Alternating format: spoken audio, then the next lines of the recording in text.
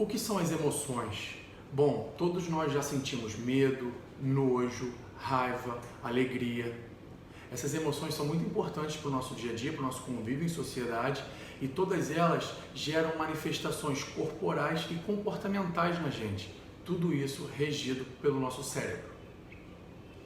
Ainda no século XIX, uma série de teorias, na verdade de estudos, foram desenvolvidos com o objetivo de entender como se dava o processamento das informações emocionais no nosso cérebro.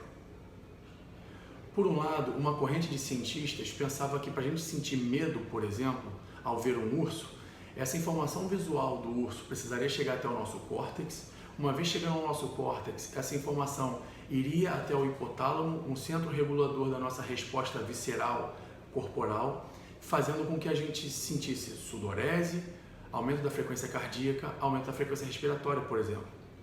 Ao perceber isso tudo, essa manifestação corporal, aí sim sentiríamos de fato o medo. Ou seja, o medo era uma interpretação das nossas reações viscerais em resposta a ver um urso nesse caso. Por outro lado, havia uma outra corrente de neurocientistas que pensava o contrário. Quando a gente via um urso, a gente sentia o medo para daí sim disparar as respostas corporais em consequência, como nesse caso o aumento da sudorese, da frequência respiratória e da frequência cardíaca.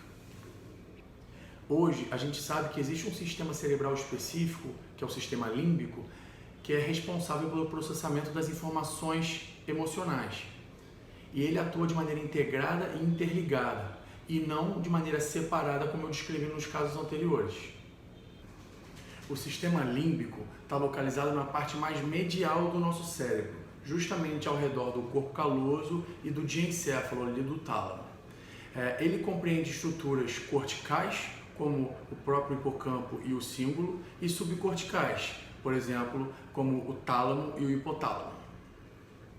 As estruturas que compõem o sistema límbico, elas podem ser alteradas por uma série de situações patológicas, como, por exemplo, lesões cerebrais ou em caso de transtornos psiquiátricos.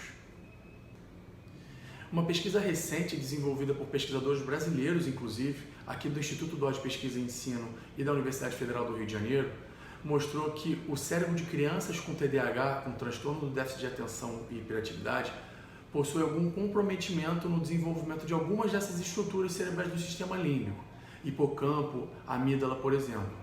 Essa pesquisa mostrou que, ao longo do desenvolvimento, essas crianças acabam tendo um atraso na maturação dessas estruturas. Isso, em algum grau, pode ajudar a gente a entender por que elas têm tanta dificuldade no controle das próprias emoções, por exemplo.